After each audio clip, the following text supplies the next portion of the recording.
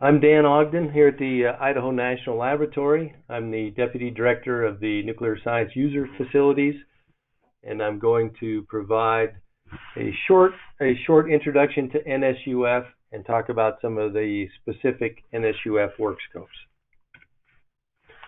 So as a way of a short introduction for those participating in the webinar that aren't familiar with us, NSUF was established in 2007 as the DOE Office of Nuclear Energy's first and only user facility.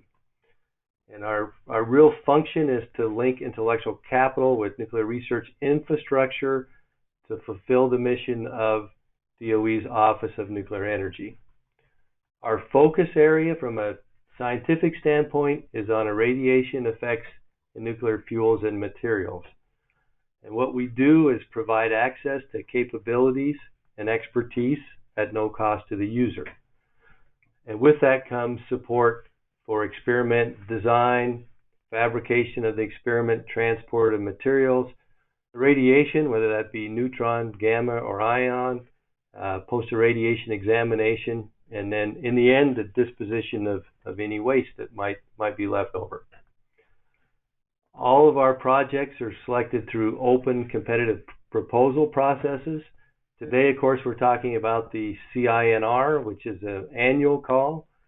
As part of that, we have some project areas, which Craig Belay already discussed a little bit this morning. We'll talk about those a little more as we go. But we have radiation and post-irradiation exam. Those can be up to $4 million.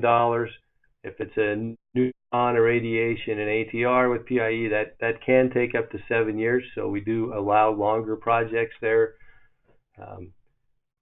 Other types of projects could be beamline only, PIE only. That generally those are up to about $750K, typically last 3 years, and also radiation only, maybe up to $1.5 million in 3 years. So those are the general flavor of the types of projects we have in the CINR.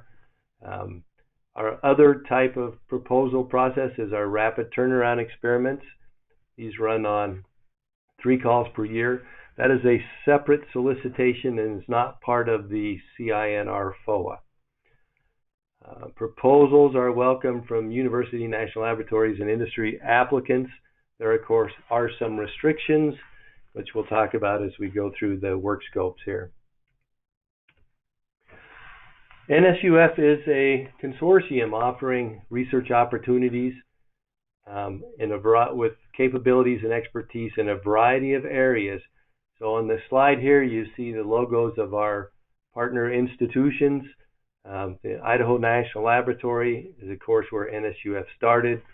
We are the lead institution and the primary location for NSUF, but we also have a variety of capabilities at our other national laboratories, as well as universities, and then also capability at Westinghouse, our industry partner. This slide here sort of categorizes our partner institutions into neutron irradiations, ion irradiations, gamma, and then there's quite a few capabilities on the post-irradiation examination area.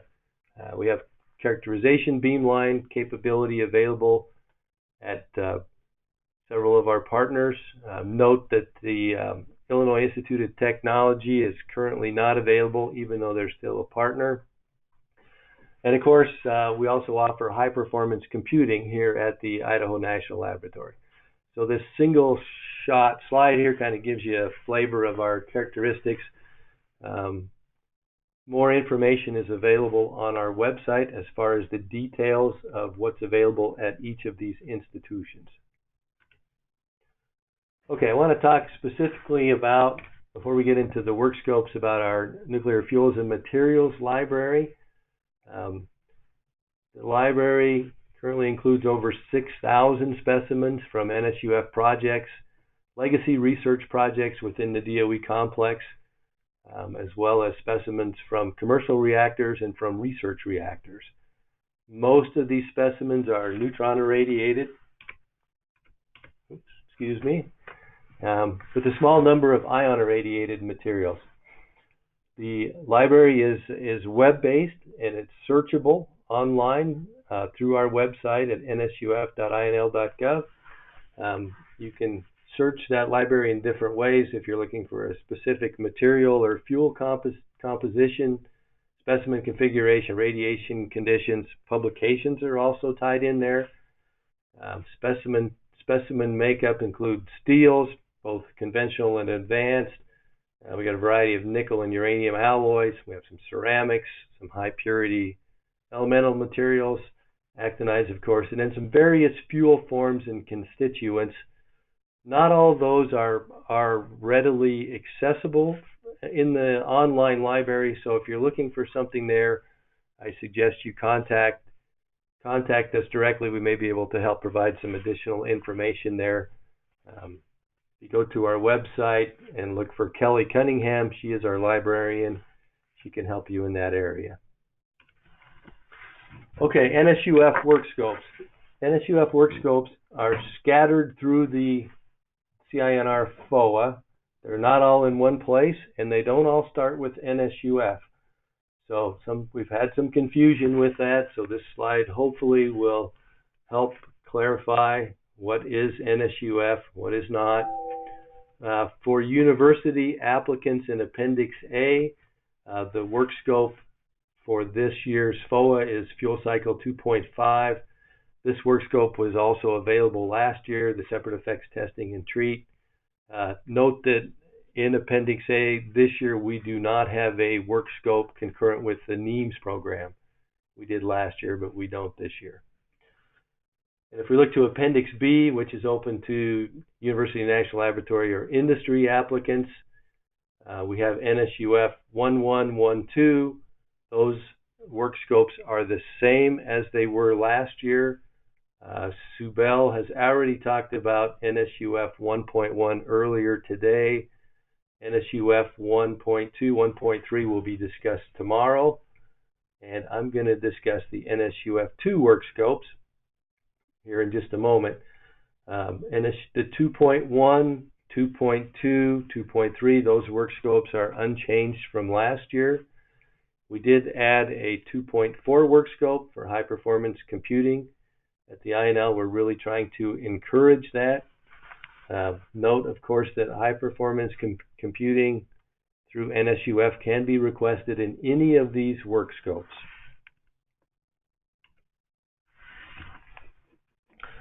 Okay, NSUF changes and reminders. Really only one significant change for this year. Greg Blay mentioned this earlier, but the NSUF-2 work scopes this year have been reopened to University, National Laboratory, and industry applicants. That's a change from last year. Last year, industry was the only lead that was allowed for those work scopes, but that has been opened back up to all of the types of institutions. A few reminders. The NSUF process is described in Appendix D. There's a flow diagram there, which may be somewhat helpful, may be somewhat confusing. So we'd encourage, if you're new to the NSUF process, take a look at that. Feel free to contact the program office. We'd be glad to walk you through that and highlight areas where principal investigators need to do things, where our technical leads are going to do things. We've had several different varieties of this flow diagram. It's difficult to capture all the interaction there in a two-dimensional picture like that. So contact us if you have questions. As mentioned earlier in the day, the user agreement, which is non-negotiable, is in Appendix E. As part of the process, both for LOI, pre-app, and full app, the applicants have to affirm they'll comply with that agreement. So please read through that early. If your legal staff is having problems with that, you might want to contact us. We have some suggestions from how other institutions have dealt with that agreement to make their legal staff happy. So we'd be glad to talk to you about that, but the agreement is not negotiable.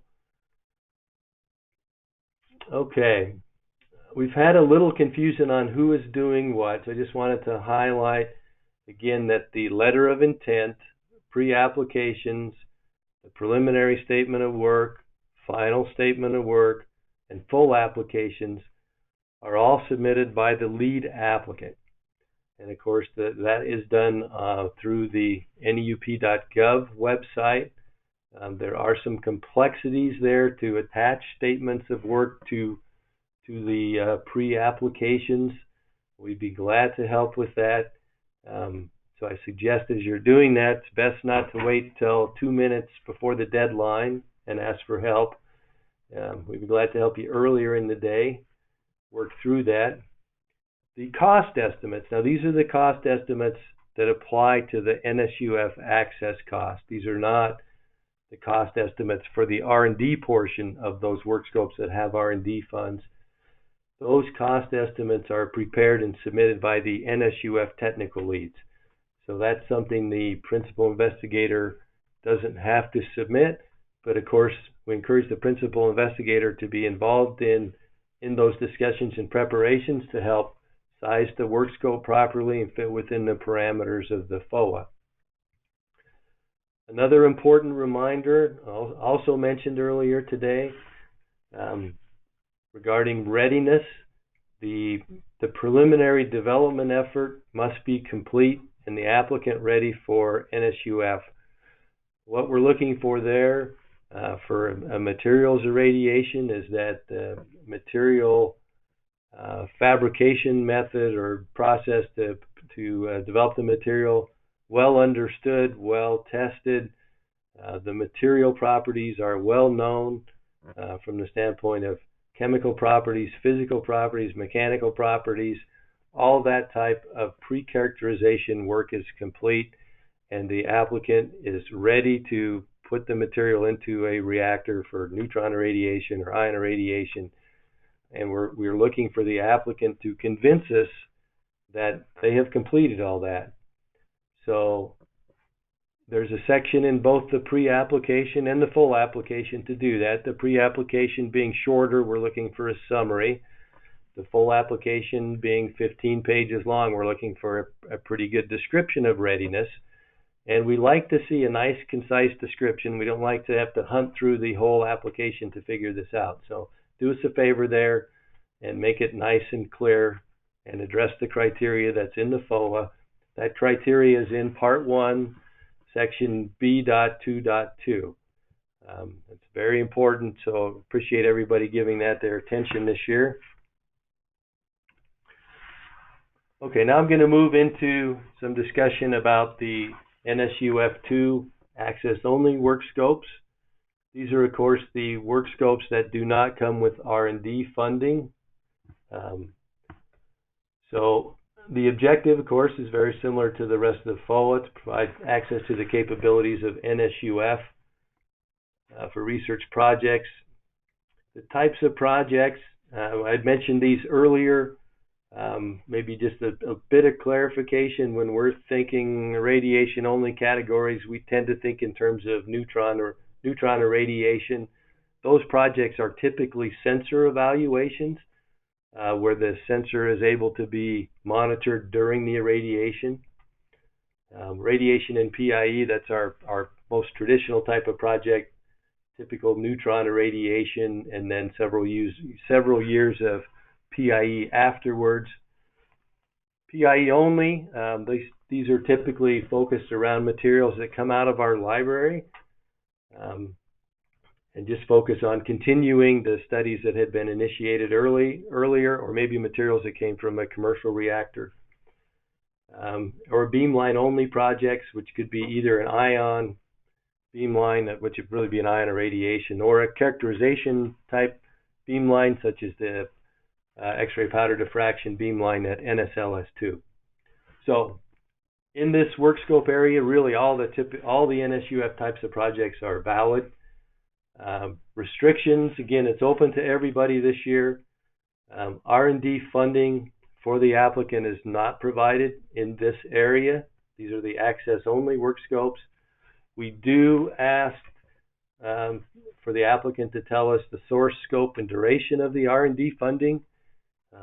We do like to know that the applicant has funding to support their activities, because, of course, they're not provided through the FOA in this work scope area.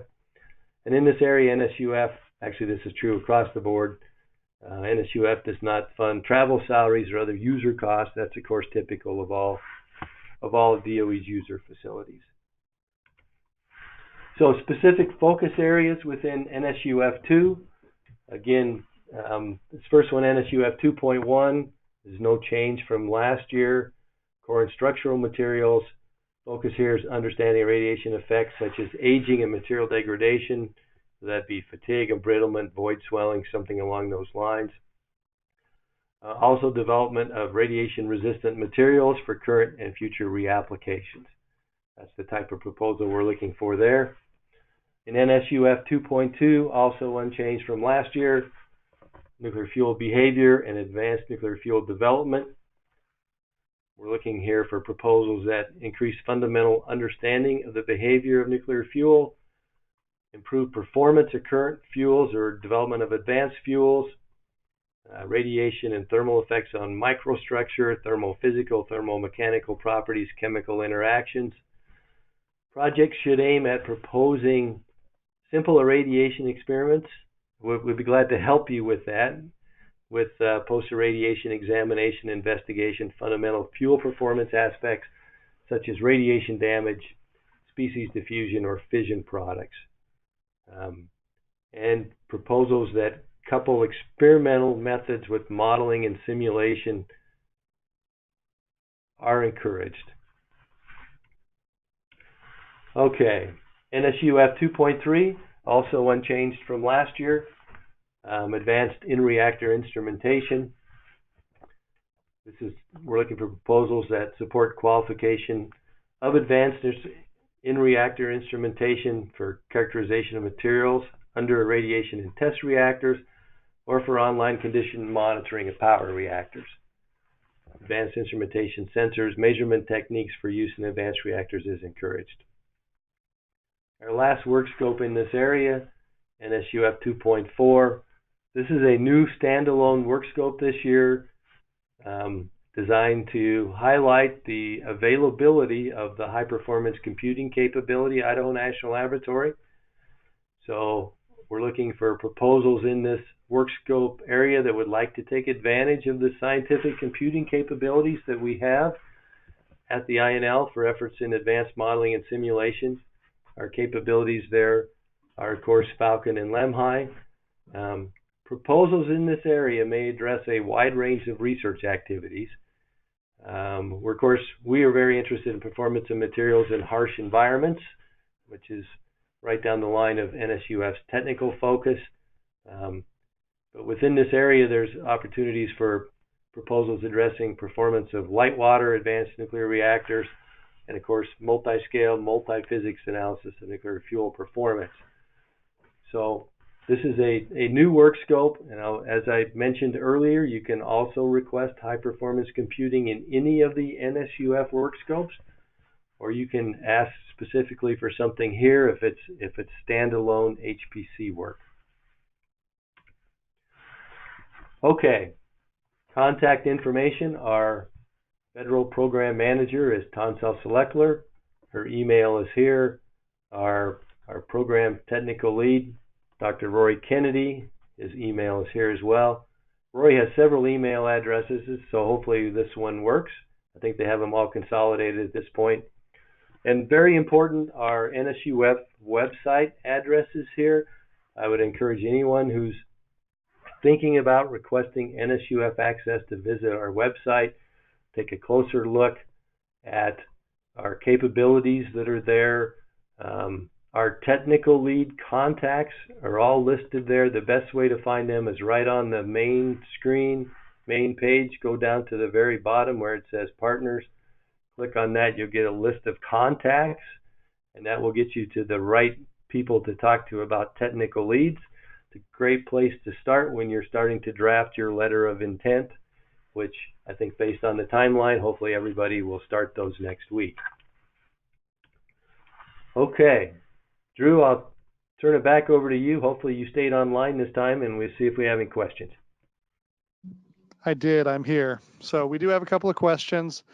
I'll answer the first one.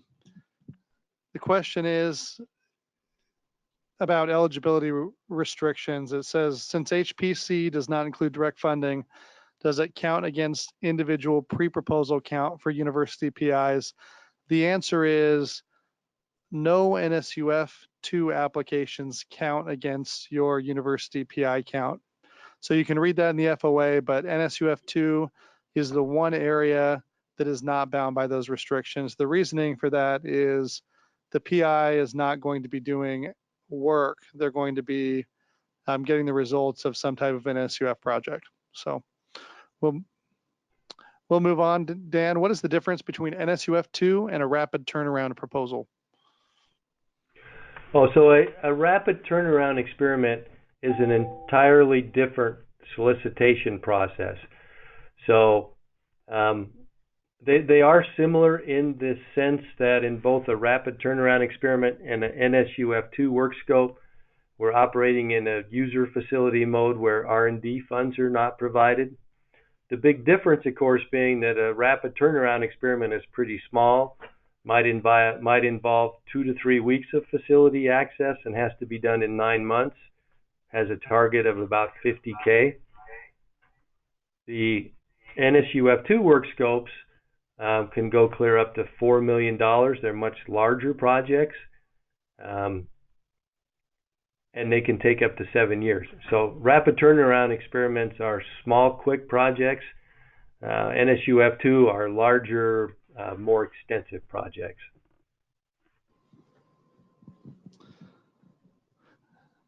Where would a proposal related to nuclear data measurement fit? We have entertained some nuclear data projects on NSUF in the past, so it's possible that one could put in an NSUF-2. I guess the question is which work scope. We probably would entertain that in NSUF 2.2, but I think, Drew, isn't there also a separate nuclear data work scope someplace else that doesn't involve NSUF? There is. So there are several related to nuclear data, some in the NEAMS category, and there's one dedicated scope called MSNE2. Both areas are university lead applicants only. So it's not like there's three possible opportunities there. Dan, the question is, my R&D project expires next summer. Can I still apply for NSUF this year? And I'll actually take this question. To reiterate, NSUF-2 that Dan has talked about does not count against any type of limit. On the other hand, you can look at the eligibility restrictions in the FOA for a university PI, which I assume is the case here. You can submit 6 pre-applications with no more than 3 as a lead PI, and you can only submit enough projects that you're eligible to win. So that would mean you could only submit 2 R&D applications as a lead applicant. So that may be a little confusing. If you need some clarification, please do send an email to nup@inl.gov.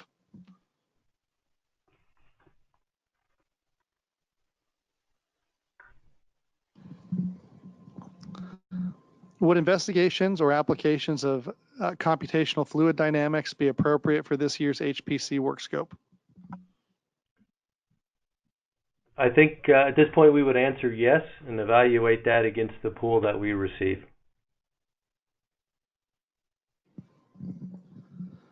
Can one PI propose in NSUF 1.2 and NSUF 1.3 at the same time? This is another, yeah, the answer is yes. You can submit up to your, limit of applications as long as they are different applications, meaning you would not submit the same application to NSUF 1.2 and NSUF 1.3 or any other work scope for that matter. So yes, individual different applications you can submit to different work scopes. All right, Dan, does readiness apply to the LOI or just the pre-application? The readiness information we're looking for is only in a summary in the pre-app and a detailed description in the full application. There's no need to try and address that in the letter of intent. The purpose of the letter of intent is to start a conversation with our technical leads and facility folks so that the applicant develops a pre-application that's actually something that can be achieved. Dan, as we're waiting for additional questions, I do want to revisit the eligibility. There's been some conversation in the room here. I just want to clarify with everybody on the line, please do look at the wording in the FOA. Existing projects will count against your total if they are not completed by the end of next calendar year, meaning December 31st, 2020. So there's a little bit of complexity, which is why we have the eligibility flow chart, which Greg Belay talked about this morning. What I will say is an active PI can have no more than 3 active projects or 1 integrated research project at one time. And you can only propose what you could potentially successfully win in the application process. So for example, if you had 2 ongoing projects, you would only be able to submit 1 R&D full application to have your max of 3. So I wanted to clarify that once again. If you need more detail, look at the eligibility flow chart, look at the FOA, and feel free to call our office at the number given in the FOA to clarify any of those issues. Dan, it looks like we are all finished with questions. We're also close to finished with time. So thank you for being there in Idaho and giving the presentation.